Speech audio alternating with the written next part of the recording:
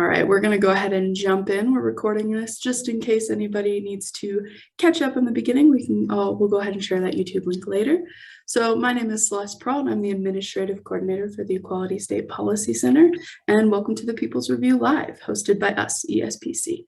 We're a nonpartisan, nonprofit organization working to improve the lives of Wyomingites through transparent government, fair elections, and thriving communities.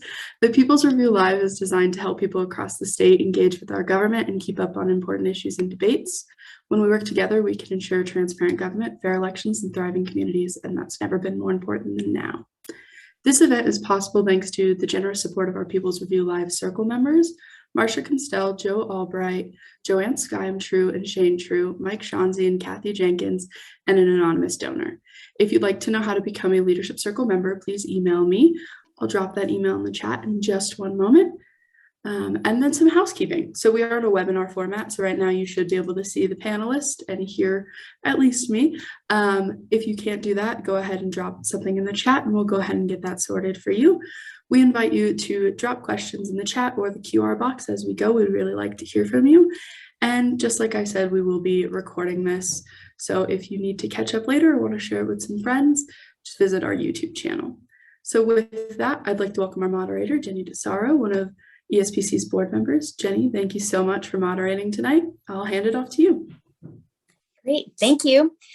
Lovely to have these wonderful guests tonight. It'll be an exciting conversation. And so to begin, I'm going to introduce, so JoAnn is unfortunately mid-traveling and dealing with her her role as a precinct committee woman and vice chair of the Natrona County Republican Party. And as we all know, we're coming to the very end of people registering for their whatever they're going to run for. So there's a lot happening right now in the state. So she is traveling on the road. And so we don't get to see her video tonight, but we will get to hear her wisdom. And then I'm going to let Jeremy introduce himself. Hi, I'm Jeremy Gruber. I'm the Senior Vice President with Open Primaries, which is a national nonprofit election reform organization. We focus on the primaries and ways that we can expand access to and participation in primaries across the country. And then Jenn Lowe. Hi, thanks for coming, everybody. My name is Jenn Lowe. I'm the Executive Director at the Equality State Policy Center. Have been in Wyoming for about 3 years now and just am excited to kind of do some great work here. My background is in journalism and government affairs, and I'm excited to be here tonight, so thank you. All right, we are going to just dive in and begin talking about, after everyone gets does their application to become a candidate in this upcoming election that we're having in Wyoming, that's the one aspect. The next aspect is we all have to show up and vote for these people. So I'd like to hear from JoAnn, if you're able right now to tell us a little bit about the registration process for voters. Sure, and as you said, we are in the filing period. As we speak, the filing period closes tomorrow at 5, hence my hastily called meeting tonight, so I apologize about that. As Jenny said, and Jenn said, the most important thing that we can do, regardless of how you're involved in all other aspects of politics, from serving to not to, municipal to state to federal, is to vote. Everybody needs to vote. So it's imperative that we do that. I know that there's some stats out. Sorry, I have an ambulance going by me right now. So sorry. It's a lively discussion. The Secretary of State's office in Wyoming has some really great materials, and I would ask that the link for that get dropped in. The Secretary of State contains all of the voter information. I looked around today at different places. The county clerk's office, there are some that are really good, and some that are not so great. For those in Wyoming, you'll notice that I think when you go to the Secretary of State's office, it's only Natrona County, Laramie County, and I believe Sweetwater County that have information about where and how to vote specifically. We have historically, and the Secretary of State's office has historically had a live link that you could type your address into, any address in the state, and it would kick out from precinct on up to US House and Senate seats, what precinct, House District Board, etc. that you. And so that, I think, due to redistricting is not live, which is unfortunate. But again, if you have any questions, I would recommend going out to the Secretary of State's office. Where do I vote and how do I vote? And they've got some information on that. And I assume that you can put that in the chat box. So as I said, we are in the middle of filing, but once that closes, then it's the voter registration part. And I've got the voter registration closes for the primary on August 1st of 2022. And again, this information can be found at the Wyoming Secretary of State's office. Voters can register to vote. They can change their party affiliation and everything that they need to do at the polls, but there is a period of time when you are not able to go into the clerk's office and change your party affiliation. And for this election cycle, that is August 1st. For the general, that date that it closes is October 24th, 2022. And again, you can register and or change party affiliation, change your address, change name, all of that at the poll on election day. So just wanted to make sure that everyone was aware of that. And then I don't know if you're going to go over this, but I will quickly, again, the primary this year is August 16th, and early voting opens on July 1st. So those are sort of the notes I had.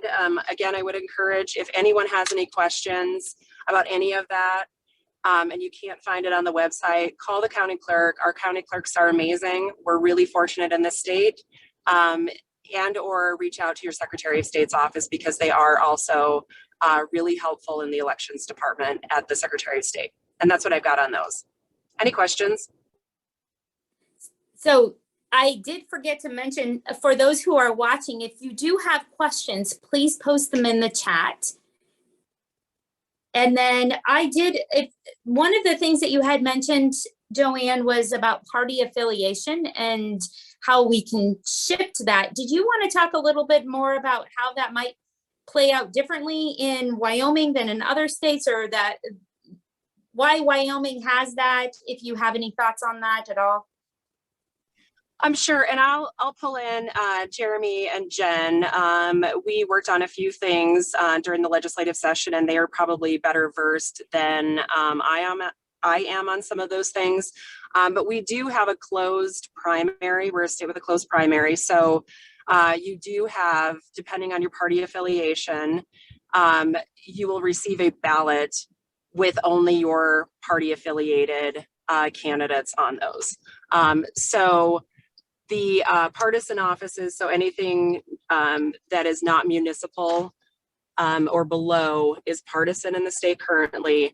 And again, in the primary election, those races will be located on the primary ballot, including precinct seats. There have been moves to open the primary, further restrict the primary, some other things, and I think Jenn can probably talk about those because I know that she follows those pretty closely in the state. But that's the way it's currently set up. Like I said, there have been moves to close the primary, but currently a voter is able to change party affiliation in and up to the day of the election. I should also mention that there is now this election cycle, a requirement that voters who are registering and voting to show their ID at the polls and when they're registering. So that's also a new thing. And Jenn, I don't know if you're going to touch more on that or not, but I just wanted to mention that.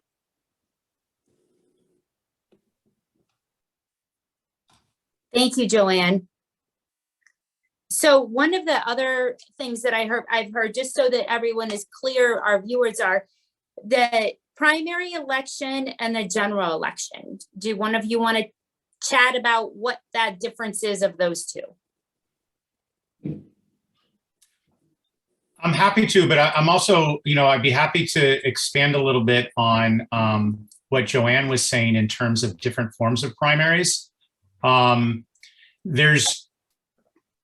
Every state's different, and we have a decentralized system of elections in this country, and every state sets its own policies.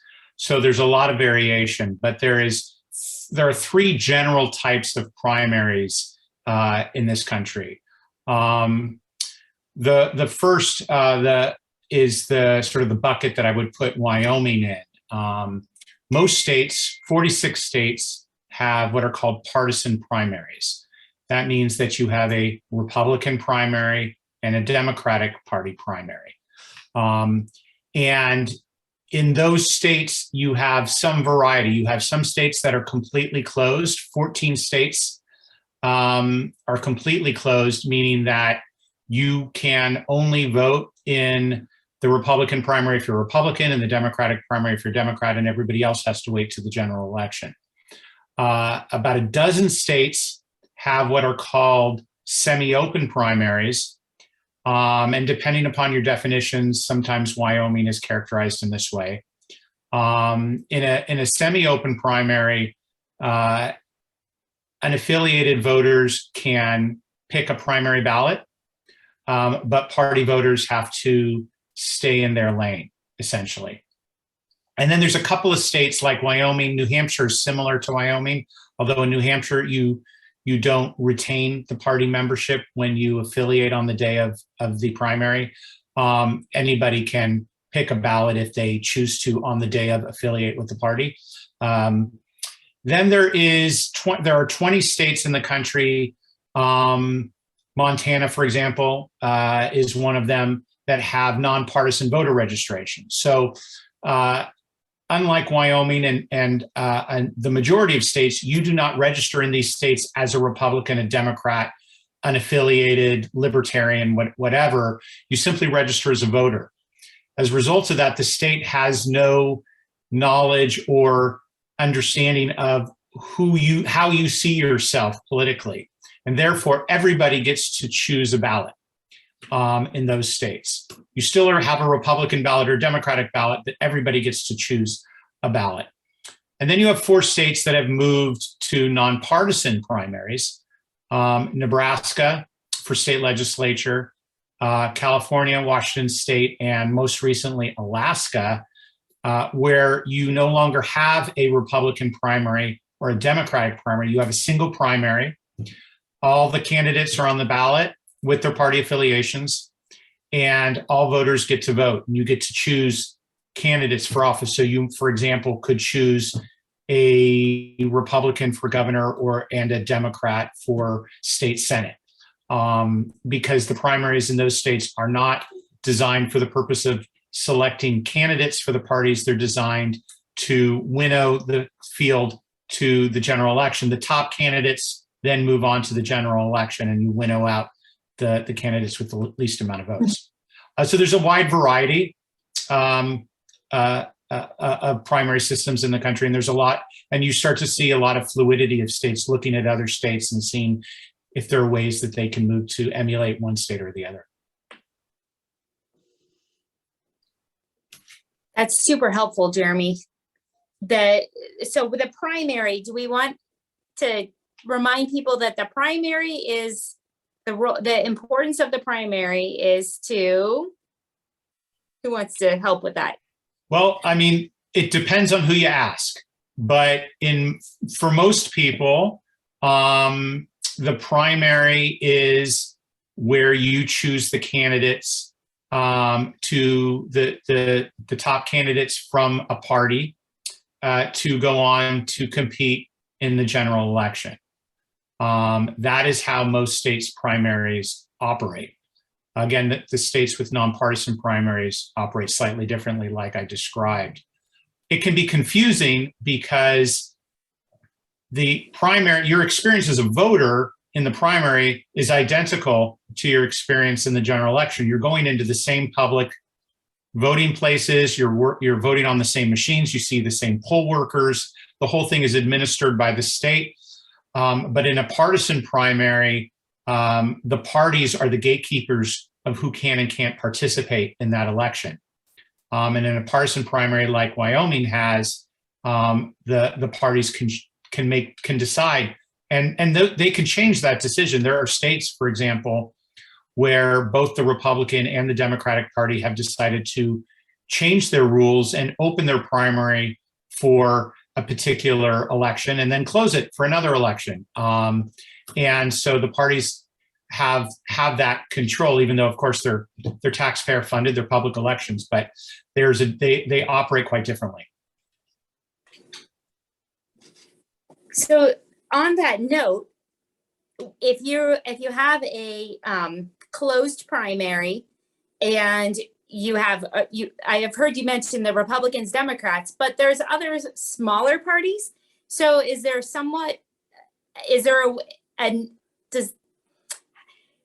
how do we create more balance or empower parties to have more of an equal say? Because okay, maybe my question actually should probably be, so we've talked about the closed primary and the when it goes to the general election. Let's talk about that. So how does it differ, the primary differ from the general election? And why do people need to show up for the primary and then they need to show up for the general? I'm going to jump in and I'm going to give just a little bit of background on same-day registration. So as the previous speakers have mentioned, Wyoming has same-day voter registration. So you are able to walk into a polling place on election day and register to vote or change your party affiliation. And that is because in 1993, when the National Voter Registration Act was passed, Wyoming was exempted because it offered same-day registration. The NVRA, also known as Motor Voter Act, required states, and the 44 states in the country currently offer registration to vote when you get your driver's license. So rather than comply with that law, Wyoming offered same-day registration. So that is one right that the citizens of Wyoming currently have. During the last legislative session, there was a big push to take that away. Several partisan leaders argue that there's crossover voting. So folks of an opposition party will come in on the day of, switch their party to vote in the closed primary, and then switch back to their primary party for, consecutive elections. Going back to Jenny's question, the primary election in a majority party state is where the majority of your offices are going to be decided. In a state like California that is predominantly blue, the primary election is open, so you can come in and vote for anybody. In Wyoming, where our legislature is primarily red and you're walking into a closed primary, the majority of candidates that are going to be on the general ballot are going to be determined at the primary, and those most likely are the folks that are going to win. Voting in the primary in a state like Wyoming is so important because that is where the majority of our leaders are going to be determined. Our legislature is currently 90% Republican. So in that Republican primary, whoever wins is going to be the name on the general ballot. And again, more people turn out to the general election. And I can't figure out that piece. But when you look at the statistics of voting in the state of Wyoming and really across the country, the general election turns out more voters than the primary. And then, some have argued for a runoff. So if the primary doesn't result in a winner with more than 50% of the votes, they would hold an additional election to determine between the top two which winner would go on to the general. That is a third election in a cycle that's already poorly attended, costly to taxpayers, and just not worth it. So before we get into the ranked choice voting sort of conversation, I just wanted to point out that the primary in Wyoming is the election that matters. So when you are talking to your friends and family, August 16th, August 16th, August 16th, that is the day that we need to show up, that everybody needs to show up and make sure that their voice is heard. You know, I couldn't agree more with Jenn, and I think it's even worse than she describes, unfortunately. You know, I don't think they have civics classes anymore, but when I was in school, you had civics class, and you know, you're taught that elections are a competition of ideas, right? And you see candidates espousing different views that are competing against each other, and the voters get to decide which candidate most aligns with their vision for their community. That doesn't exist in most places in America today. We've been on a 30-year decline in general election competitiveness in this country. So this is a national problem, not a Wyoming problem. But Wyoming has one of the least competitive general elections in the country, nevertheless. If you look, for example, and this is I know these statistics, and they're still sort of shocking when you feel like you're living in this democracy of competition. But in the 2020 general elections in Wyoming, 61% of races or elections for state legislature, Senate and House, 61% saw candidates running unopposed. So that means you as the voter, when you went into the ballot box to vote, there was one person, one choice on the ballot in 6 out of 10 elections. Only 7% of elections were considered competitive. So Jenn is absolutely right. The primary is where the real decisions are happening, where the candidates are really getting decided, because by the time they get to the general election, it's really already been determined. And so the primaries are particularly important, and that's why it's so important to find ways to ensure that all voters get to participate equally, because the candidates coming out of the primaries will most definitely be, in Wyoming and in most states, the ones that will be your future elected representatives. Yeah, I'd like to add to that. I know that there's data out there, and Gail Simmons has done some really great things on her 307 Civics blog. If you want data analytics, she's done an incredible job. But effectively, the bulk of the elections are determined, with few exceptions, in the primary election, as was stated.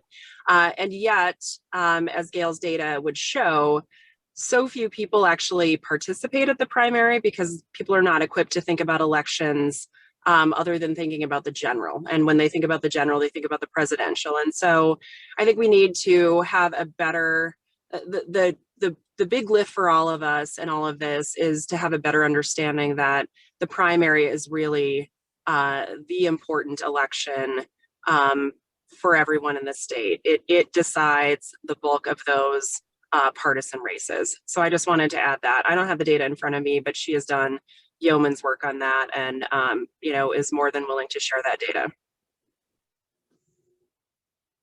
Great resources and shocking statistics. I mean, 6 out of 10 with no options. I'm curious on that, Jeremy. Do you know if that is just so on that particular ballot? So we have a senator race, state senator race, and if it's a Democrat ballot or a Republican ballot, on both of those ballots, if there is, it's likely that there's only one person on there, is what I'm hearing.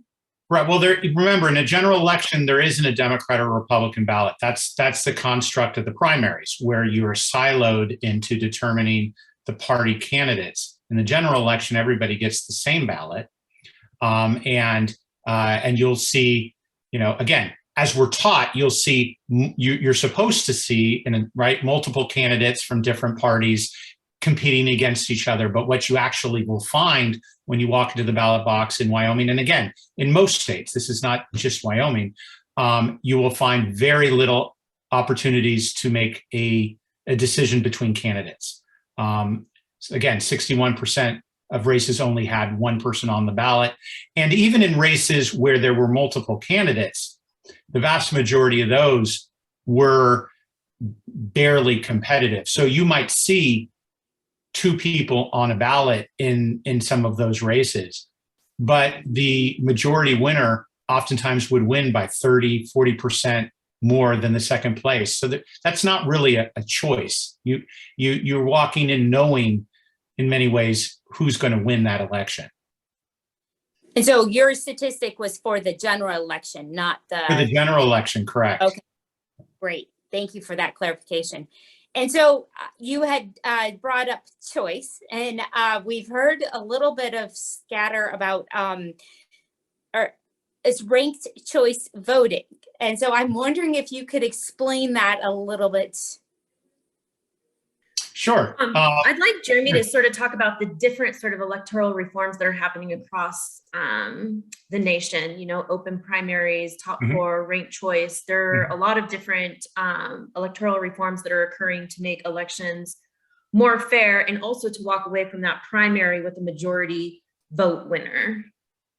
Yeah, so there's again, what's sort of the beauty of this country is that a lot of states, because we're decentralized, get to try different things, and then we can learn from those states' experiences and look for ways that we can, you know, bring them to another state. There's a lot of different reforms that are being tried right now in this country. They tend to fall, I would say, in three buckets. One, the first bucket is access to voting, making it easier to vote. And so you're seeing states, for example, look at expanding mail-in voting, expanding early voting. Then you're seeing states making changes to voter registration rules, making it easier for voters to register. Jenn mentioned automatic voter registration earlier, motor voter, but also just to change the dates by which you can re-register.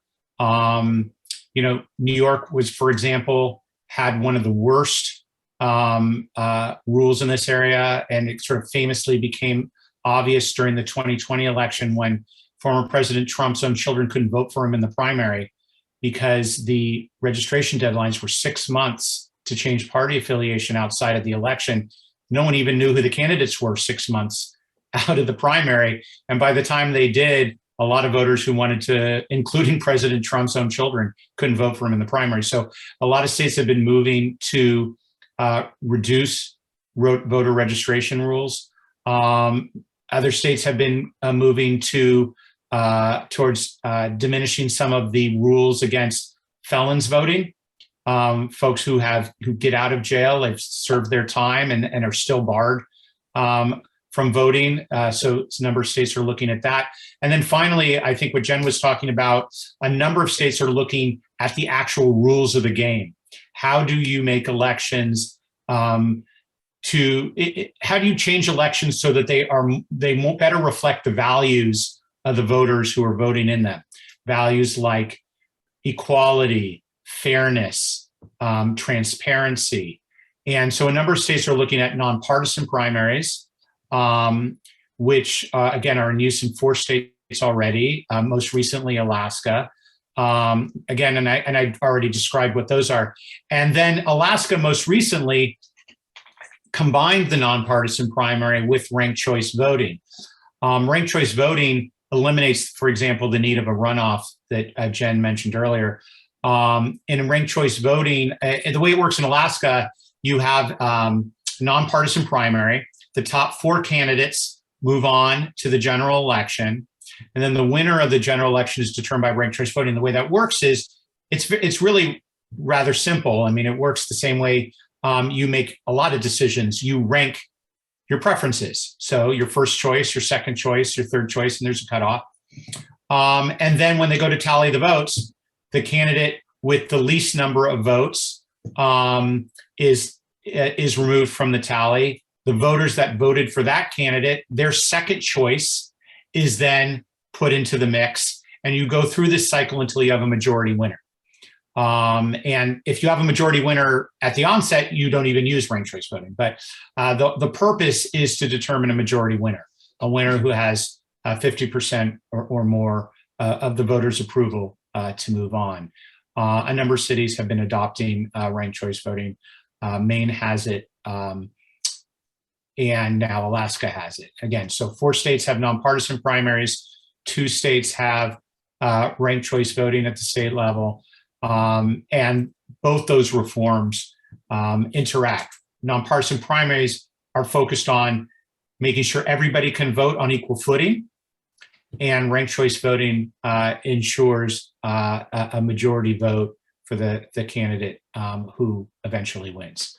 And so there's a lot of good ideas out there. What they really come down to, and I know the idea of crossover voting was mentioned earlier, so I just wanted to address that because I think it's really important. At one point, the concern over crossover voting, in my mind, might have been legitimate, but a lot has changed in this country in terms of demographics, and Wyoming is certainly a part of this. And what's happened is that the idea of elections used to be based on parity, that in most states, in some way, shape, or form, there was a decent Democratic Party apparatus, a decent Republican Party apparatus. Every state always had more of one than the other, but every voter had a place to go where they could impact on legislators, where they could impact on potential elected representatives and feel like they had a meaningful way of connecting with their electoral system and participating in choosing their representatives. What's happened is that in the last 20 years, states like Wyoming have become more Republican. States like Oregon have become more Democratic.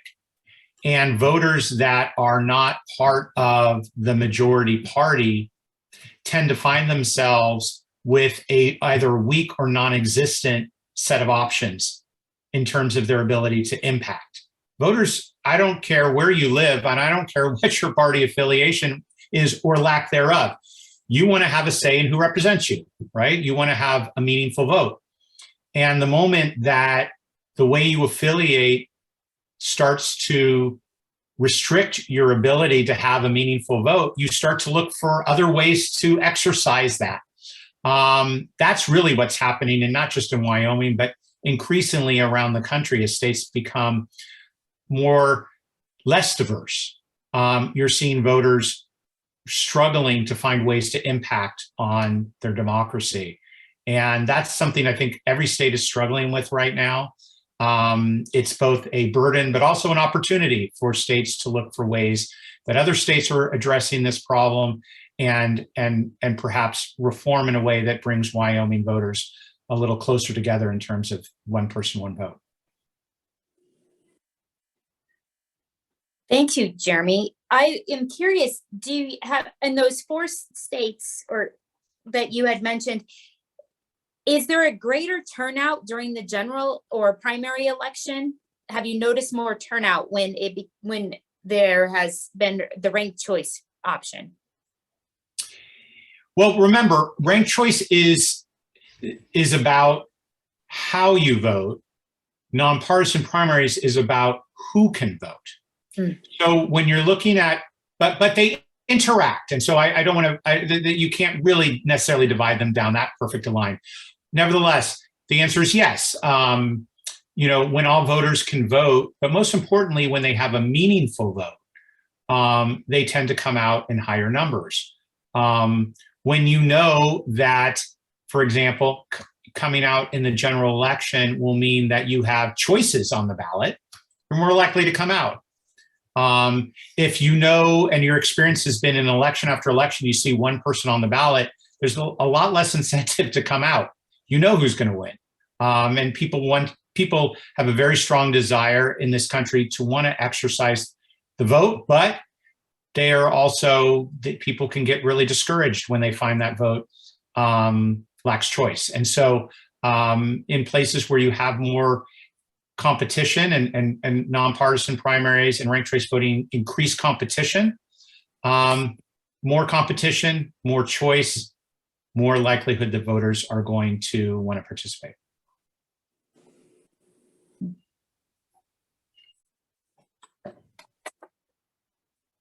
Would you talk a little bit about, Jeremy, I know that you presented data on municipal level ranked choice voting. I know you talked about it at a statewide level, but can you talk a little bit more about at some of those lower offices?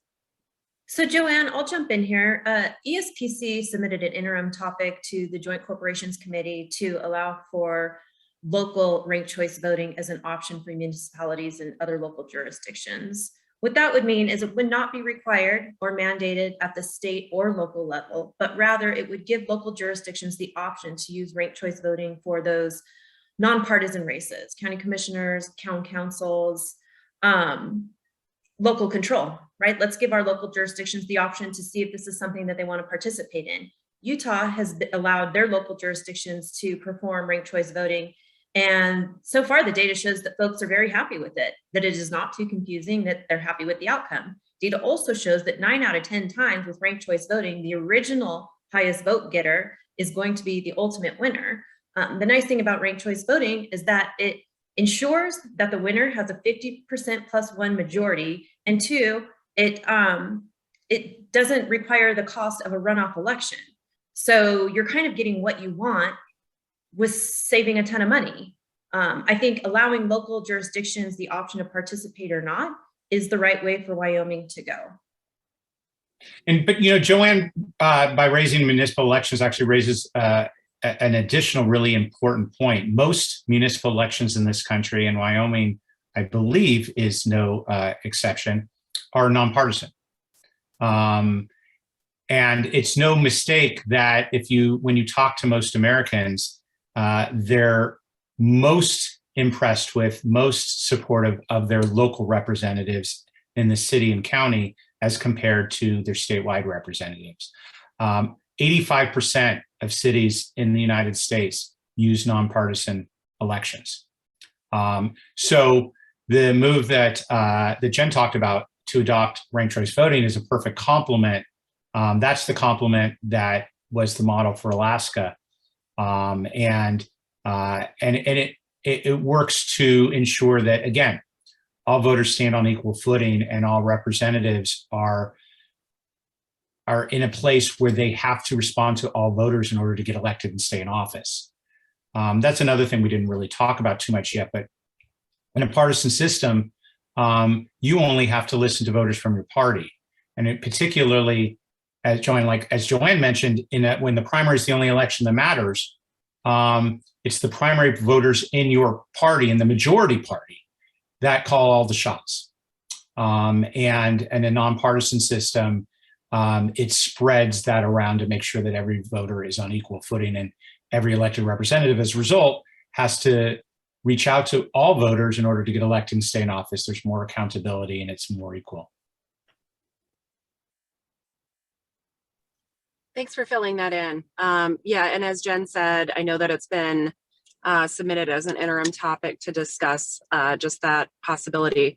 And I will say in Wyoming, for those of you who have been involved in this before, there is a definitive break in thinking about how municipal offices are dealt with and treated versus partisan offices, excuse me. There isn't, and I think as was alluded to, very different functions, right? Like filling potholes and dealing with, staffing issues at this, city level water system, was very different from the typical partisan issues that hit legislative offices. So, but that is already there. I know that there had been moves prior during legislative sessions to make, especially city council offices, partisan, and that was shot down, handily. So I think there is a feeling in Wyoming that the closer the government to you, the less we care about partisanness in those offices. So thanks for going into details about that, Jenn. And this question comes up, and maybe Jenn or JoAnn have an answer, but in Wyoming, the cities are nonpartisan, but you jump up just to the county level and we have a partisan scenario there. So what, if you have some history on why there is a separation between the county and the municipalities, and if there's any history there or thoughts into the future of shifting some of that? Jen, do you want to talk about, I think there's also an interim topic on that. Would you, do you want to talk about that at all?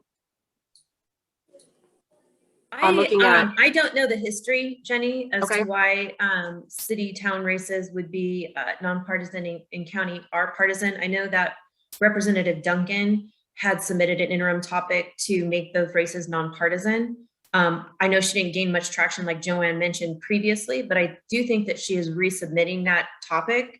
So I do think it will come up again. And I thought that was for county clerk, county attorney, sort of those higher level county positions, but I'm assuming it also then would, are county commissioners also, JoAnn, partisan races? I should clarify, the interim topic that was submitted by Representative Duncan excludes county commissioners, but everything county level below that is an interim topic to look at those, making those nonpartisan. So county assessor, sheriff, coroner, clerk of district court, which one? All of those offices, those county level ones that are elected currently, there is a interim topic to look at making those nonpartisan instead of partisan at the point, because quite frankly, we get this a lot, especially on the party side. Like, why do I care that my coroner is a Republican? Like, why is it important that my treasurer, county treasurer is a Republican? So there have been, it'll be an interesting discussion around that. I know that that has been tried in the past. Probably 12-ish years ago, there was an attempt to do that, and there was no receptiveness. But I think it'll be an interesting topic to bring up again to see what the receptiveness is on the elected legislative body at this time.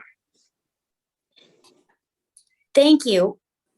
And on that note, both Jenn and JoAnn have mentioned interim topics and how these things get proposed. And I would love to hear how individuals such as myself might engage in those conversations that happen. And when they happen, how do we engage and help to shift the direction? So I'll just give my non-technical part of this, and then Jenn can get into more of the nuts and bolts if she'd like. But we in Wyoming are so fortunate. We, in a lot of ways, I'll say this, for the legislators, we're a citizen legislature. So the expectation is that you have like a life outside of the legislature and that anybody in the state can serve. So that's the concept behind that. What that does from that point down is try to encourage involvement from everybody in the state. We're a small state. Things are really accessible. It's easy to participate. It's easy to contact your local elected, your statewide elected, even up to your top 5 elected. It just really is. We're a small state and everyone knows each other, and there's a lot of benefit to that. I will say for those serving in those legislative seats, it is a hard lift, but to try to have a life and family and profession outside of serving in there, because it is getting to be more and more of a full-time job. But to your question about involving yourself, it is really easy. For those of you who don't know, if you go to the WyoLeg website, you can pull up any of it's got all of the committees listed. It has the committee hearings, when they are, what the topics are, and then there's a button, how to testify. So not only are they accessible now predominantly by Zoom, so you can watch the bulk of them. There are a few exceptions to that, but for the majority of them, you can get on and you can watch them. You can also testify. You can submit testimony. You can also go through your legislator or other legislators who are interested in those topics and weigh in. Some are better than others, but I will say that they're, for the most part, legislators are pretty responsive to citizens. So I just wanted to give my feedback on it's really easy. The barrier is pretty low. And for those of you who have questions, it's pretty easy to figure out how to do that. I think the biggest thing is getting people over the concept of, oh gosh, I'm just a citizen and what do I know? I'm not an expert on the topic. We need to get away from that. We need to let our voices be heard, and it is a relatively simple process in Wyoming. And so very thankful for that. Jenn, do you want to add on to that? JoAnn, I think you did a great job of sort of wrapping it up. There are so many ways to have your voice heard. I mean, it could be as simple as submitting a letter to the editor. It could be as simple as submitting an email to your legislator. You could take it a step farther and attend committee meetings. You could take it a step farther and testify at committee meetings. As far as introducing interim topics, you know, that's usually done during the legislative session, which this year is January 10th to March 10th. And you'll find a legislator that's working on that issue, send them an email, ask them if they're willing to submit it as an interim topic. You know, having come from California where we had a professional legislature, it was really hard to contact your legislator. I mean, you were lucky if you could get in contact with a staff member that worked on the issue that you were interested in. In Wyoming, you are a phone call away from your legislator. And I mean, that is true. You can pick up the phone and your legislator's phone number is on the Wyoming legislature website. They respond to your emails. Letters that are printed in your local paper are read by your legislator. It's pretty easy to have your voice heard here. You know, it's just taking the initiative to do it.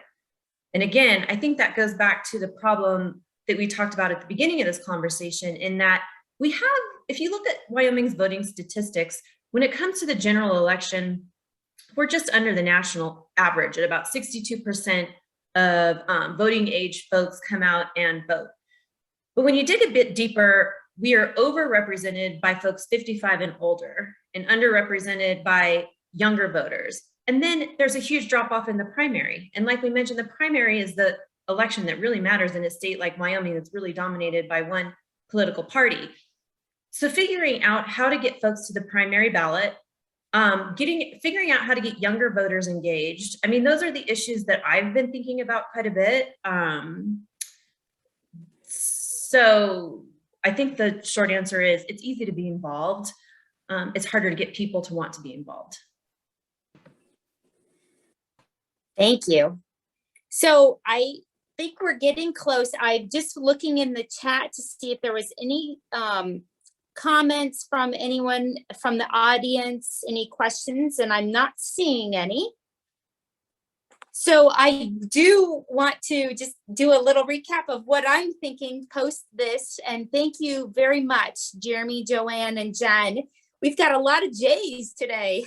So that is a couple things. So August 16th, we all need to get out and vote. And August 1st, it seems like everyone needs to register before that date. And if you decide you want to register under an independent, or you want to register as a Democrat or a Republican, it doesn't matter, because when you show up at the polls on August 16th and you decide that you want to have a ballot that has more candidates, you may decide that you want to shift your affiliation to that affiliation that has more options to vote for.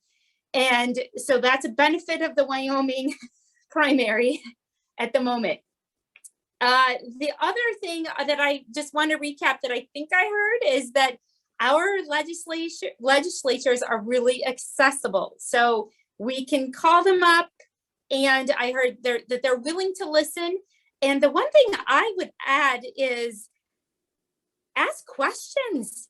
You as a citizen don't have to have all the answers. And actually, I think sometimes when we ask questions, it encourages our legislature to dive in and find the answers themselves, because they may not have thought about the question that we have. So I think I heard that as well. So that's my summary. And if you all, I'm going to give you a little, if you have any last minute thoughts that you'd like to share, I'm going to call on you and you can share that. So Jeremy, any last minute thoughts? Well, I just want to thank you for having me. And if anybody has any questions to follow up from this, my email is jgruber@openprimaries.org. Feel free to email me. I'm happy to answer your questions. And I just want to echo what everyone said, which is get out there and have an impact. And the truth is, like Jenn said, in a state like Wyoming, you have a lot more access and a lot more ability to impact than a lot of citizens in a lot of other states. Use it. Take that opportunity. Thank you, Jeremy. JoAnn? No, I just echo the sentiments. I would make a plea for anyone who is willing.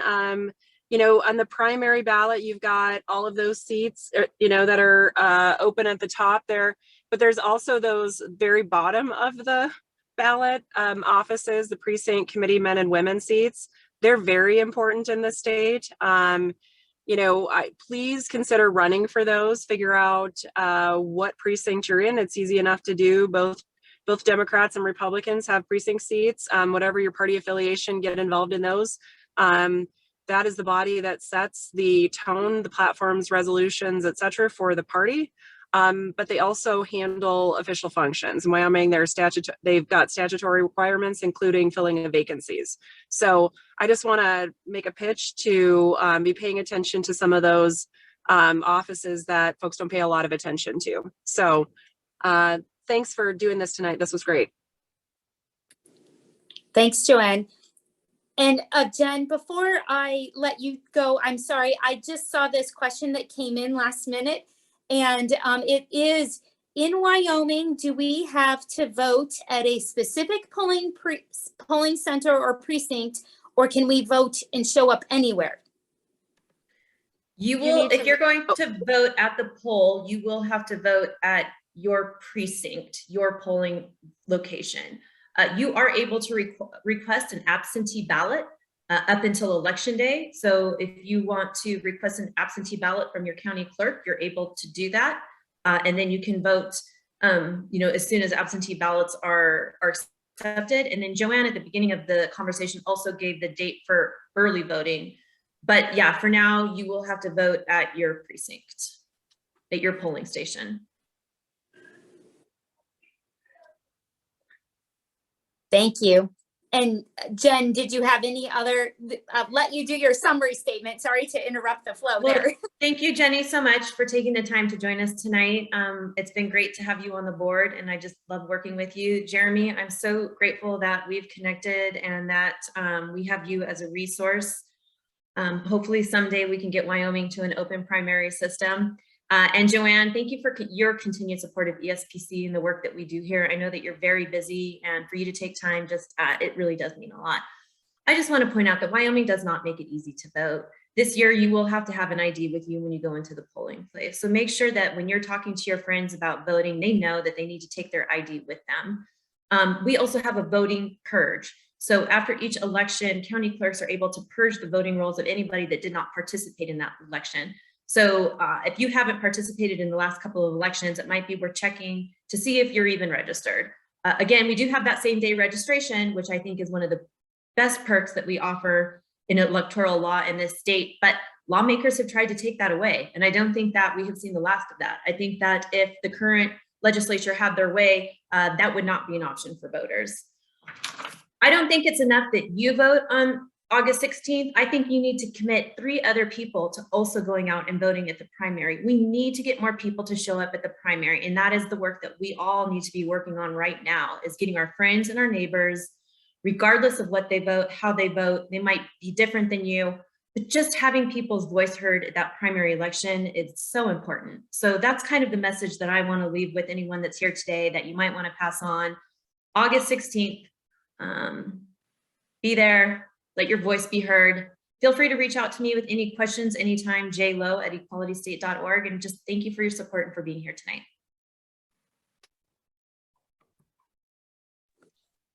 Turn it over to you, Celeste. Awesome. Thank you all for being here.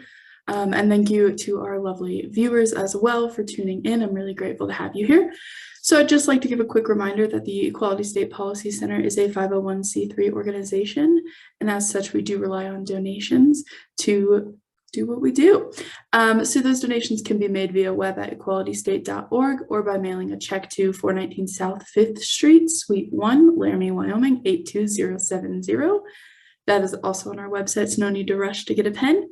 Again, you can email me if you'd like to join our Leadership Circle donors, Marsha Constell and Joe Albright, Mike Chauncey and Kathy Jenkins, JoAnn, Skeim-True and Skeim-True, and an anonymous donor. Our thanks to them for making tonight possible. And we'd like to end on a note for getting involved. As we've talked about, it's really easy to jump into a committee meeting, virtually or in person. They're all over the state during interim. I just dropped a link in the chat to register for our first session of the Shape Wyoming training, which is a citizens lobbyist training. And our first session is focused on civics and lawmaking. We'll even have a lawmaker joining us, so you get to have one of those good conversations with them. So we love that you guys join us, and we hope to see you again. Have a great rest of your evening.